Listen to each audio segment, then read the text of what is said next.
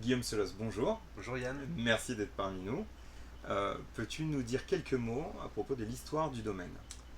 Quelques mots, c'est toujours compliqué de faire court, mais pour résumer rapidement, c'est un domaine familial basé à Avise, dans la Côte des Blancs. Je suis la troisième génération, mon père qui était la deuxième et mes grands-parents la première. C'était deux familles qui se sont rassemblées, la famille Selos et la famille Lecru.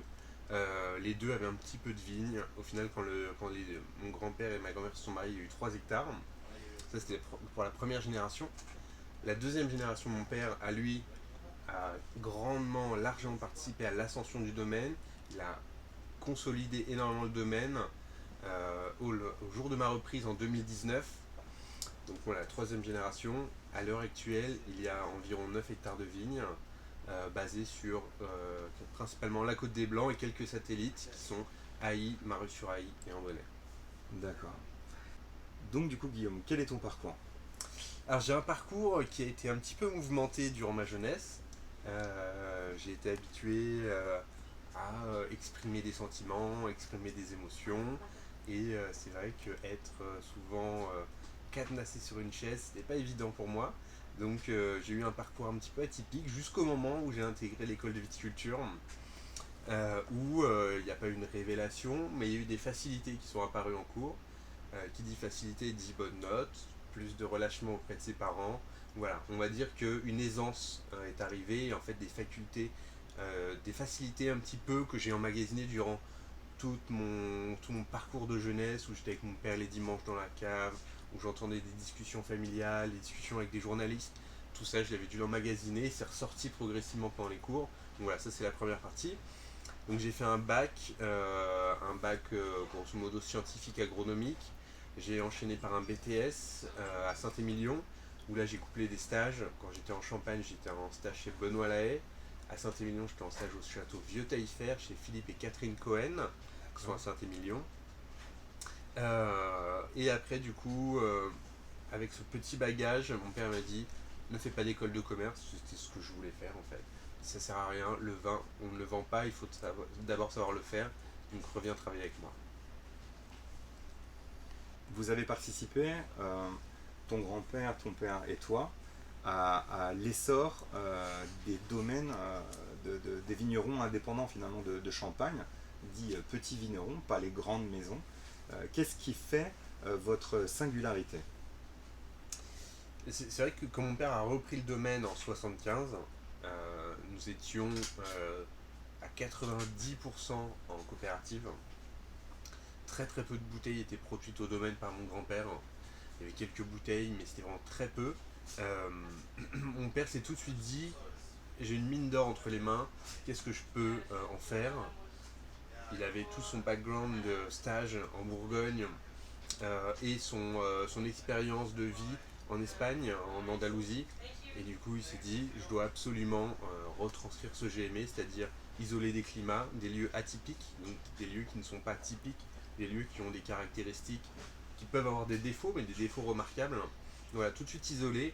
Et pour lui, une chose qui était essentielle, c'était par rapport à l'Andalousie, c'était un assemblage des élevages longs et des élevages plutôt oxydatifs. Oxydatif, d'accord. Donc là, on parle d'oxydation maîtrisée. Maîtrisés. Justement, prenons les choses par le commencement. En termes d'itinéraire technique au niveau viticulture, est-ce que tu peux m'en dire un petit peu plus? Au niveau de la viticulture, mon père a essayé beaucoup de choses. Ok, moi j'ai suivi un petit peu toute son évolution durant ma jeunesse. Donc je peux pas dire que j'ai tout pratiqué comme lui, mais je l'ai quand même suivi, j'ai quand même compris toute sa démarche. On en parle très régulièrement. Il a été labellisé en biodynamie pendant à peu près 10 ans, labellisé AB, agriculture biologique, pendant également une dizaine d'années, et à partir des années 2002-2003, il s'est séparé de ses labels. Pour lui, c'était très castrateur et réducteur. En fait, tu avais une recette que tu devais suivre. Alors certes, c'est montrer l'exemple d'avoir un label, mais pour lui, c'était trop contraignant, et surtout, en fait, c'était se bloquer l'esprit. Maintenant, on est surtout mené par le taoïsme, qui est en fait ne jamais être dans l'extrême, Mhm. ne jamais être dans le noir, ne jamais être dans le blanc, mais toujours dans le juste geste.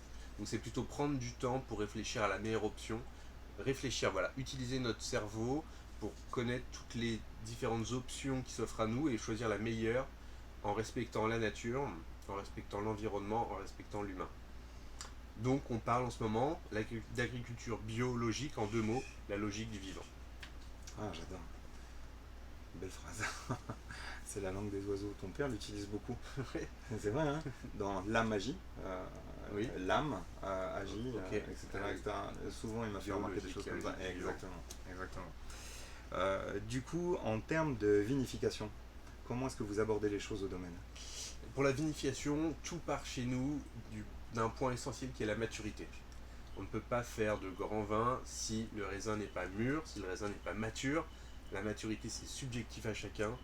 On a notre idée de la maturité qui ne sera pas sûrement celle de nos voisins, de nos amis, mais on connaît l'état de maturité que nous voulons pour nos fruits, et donc c'est une maturité qui est plutôt élevée, qui est chargée en matière polyphénol et en tanins, qui va permettre d'engager ce procédé oxydatif après fermentation. Donc ça c'est le premier point, être dans des belles maturités. Et en ce moment, le deuxième point, ce qui se passe, c'est qu'on laisse le raisin libre après la presse, avec le période de protection pendant l'écoulement, ni pendant la vinification, et parfois même pendant l'élevage jusqu'à la mise en bouteille. C'est-à-dire pas de SO2. On ne parle pas de vin nature parce qu'on n'aime pas ce mot, mais c'est des vins qui s'expriment comme ils le veulent. Librement. Librement. Ouais. J'ai déjà entendu au domaine sans camisole chimique. Sans camisole chimique, voilà. Exactement. Ils sont libres de voler à l'endroit où ils veulent, et il se peut, c'est pas une obligation, mais que s'ils prennent une direction qui nous intéresse pas forcément, qu'on ramène une dose homéopathique de SO2, c'est pas interdit. Et Jules Chauvet, c'est ce qu'il faisait aussi, il commençait son SO2, et si au bout d'un moment ça partait en vrille, il rajoutait la petite pointe qu'il fallait pour restabiliser. D'accord, parfait. Du coup, personnellement, ça fait depuis 2008. Depuis 2008, en fait, je représente ton père un petit peu partout. J'ai eu la chance d'avoir une allocation relativement tôt. Et je défends vos champagnes, puisque pour moi, ils sont vecteurs d'émotion avant toute chose. Et je voulais te demander, au sein du domaine, quelle image, ou qu'est-ce que vous pensez du moins, de la représentation par la cave du Port-Franc sur Saint-Barthélemy? Eh bien, écoute, première fois à Saint-Barthélemy pour moi. Écoute, je suis tout de suite venu te voir. J'ai tout de suite apprécié ce lieu. Tout de suite apprécié vos sourires dans toute l'équipe. Et je pense que ça retransmet. Enfin, je suis arrivé, cette cave est pleine de vins, que des appellations et des vignerons que j'adore. C'est ce que je veux, c'est être dans un milieu familier, être dans un milieu amical et être avec les personnes avec qui on s'entend bien. Et je pense que justement, si on s'entend bien avec les personnes, les vins sont encore mieux représentés. J'ai exactement la même opinion. Juste une petite aparté, c'est une question qui ne devait pas venir dans notre conversation, mais là on a en face de nous un millésimé 2008 et j'aimerais que tu nous dises un mot, parce que je sais qu'au domaine on est très concerné par la spéculation justement. Juste un tout petit mot là-dessus. Bien sûr. 2008, c'est un millésime qui est atypique, parce qu'un millésime qui est porté par l'acidité, un millésime qui était fermé au moment des dégustations.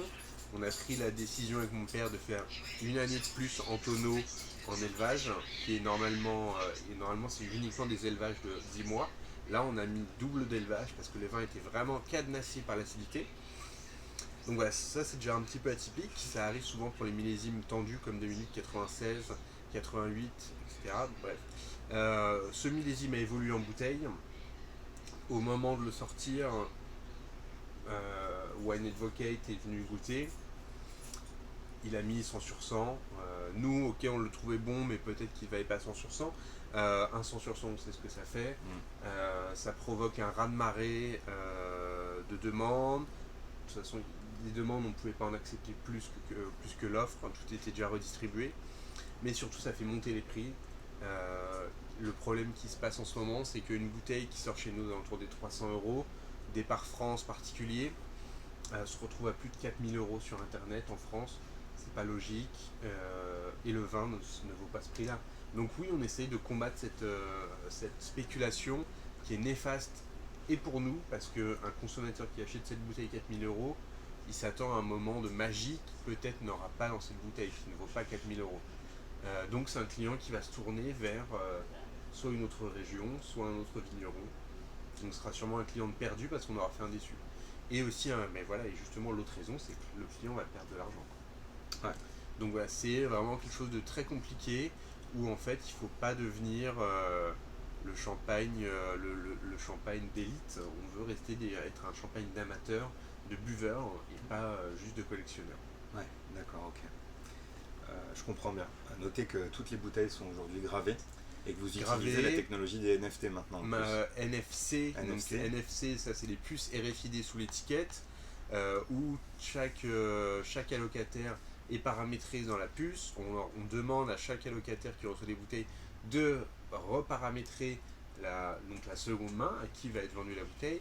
Et il y a encore l'autre technologie des NFT, donc là qui est la traçabilité dans la blockchain, voilà, qui arrive progressivement. On essaie de mettre des choses en place, de montrer l'exemple. Pour éviter ça. Pour on est d'accord. Ça. Ok. Pour retourner à quelque chose de plus joyeux, ton coup de cœur au domaine, même si je sais que c'est difficile. Alors au domaine, attention.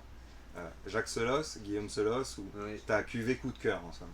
Oui, on va dire que je peux pas mettre forcément mes vins parce qu'on n'est jamais satisfait de ses vins. Quand on fait des vins avec son père, c'est quand même plus facile, on est deux cerveaux à réfléchir.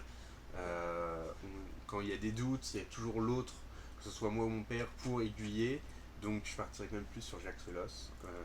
Et pour moi, ça serait ma cuvée que je bois n'importe quand. J'aime beaucoup parler de saison, que ce soit en été, en hiver, à l'automne, au printemps, c'est les Carrel, qui pour moi est toujours éclatant, pierreux, magistral, princier. Voilà, c'est toujours quelque chose de très intense. D'accord. Les Carrel qui a déjà eu 100 sur 100 aussi, non? Par le Wine Advocate, je crois. Sûrement sur une base, oui. Ok. Et là, donc on a le plaisir de te recevoir donc à la cave du Port-Franc. Si tu tournes la tête un petit peu partout, là, tu énormément de bouteilles, des grands vignerons aussi.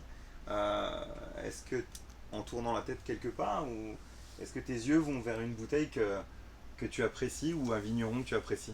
Et en même temps, il y a tellement de bouteilles, je me retourne, je vois le Roi, Chambertin, Peromino, enfin voilà, c'est un peu la profusion, mais il y a des petits cartons là-bas, jaunes, qui m'attirent l'œil, voilà, les vins de Lucien Lemoine, Mounir, qui me font énormément vibrer, et je rejoins beaucoup sa relation à aller chercher de la matière et à aller chercher des vins avec du volume. Voilà, ça me parle vraiment. Et j'apprécie ces vins et j'apprécie la personne. C'est important. Quand on boit un vin, on aime bien boire le vin de quelqu'un qu'on apprécie aussi. Ouais. Merci beaucoup Guillaume. Avec plaisir. De t'être prêté au jeu. Et puis à tout bientôt. À bientôt.